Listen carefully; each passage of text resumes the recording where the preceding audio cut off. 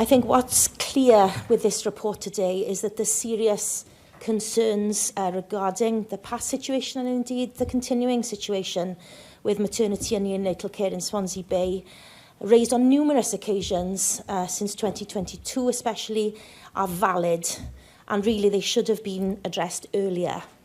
And I want to pay tribute to all the families that have spoken up so bravely through this report and for years now. It's difficult when people don't believe you. And I think many members have referred to the fact that women especially find this. It's been proven in many reports and in many papers on women's health inequality that women are just not listened to.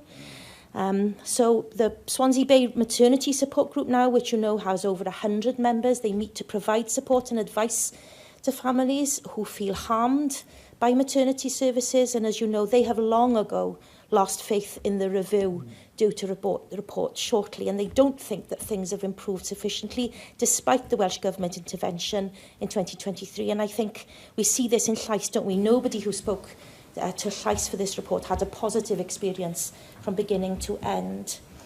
So I welcome the actions you've listed, and I was very glad to hear you apologise in the way you did to all who feel they've had poor care. I think that's really, really valuable. But I want to know how you will ensure the full confidence of all concerned, parents past, present and future in the Swansea Bay area, especially, of course, those families affected by the concerns documented in the Llais report. Do you accept that government oversight of maternity services in Swansea Bay has been insufficient? The recommendations from the independent review, I heard what the member says, but there is a full review and it will take into account both what Llais has said in this report and the report of the family engagement work which has been undertaken, led by the families.